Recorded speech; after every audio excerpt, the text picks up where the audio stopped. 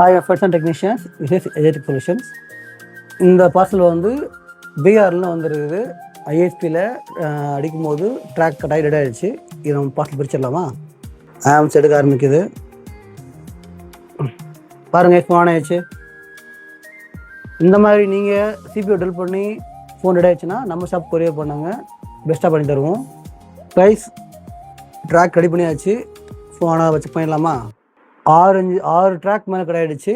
அது நாங்கள் ஃபுல்லாக ட்ராக் அடித்து செட் பண்ணியிருக்கோம்.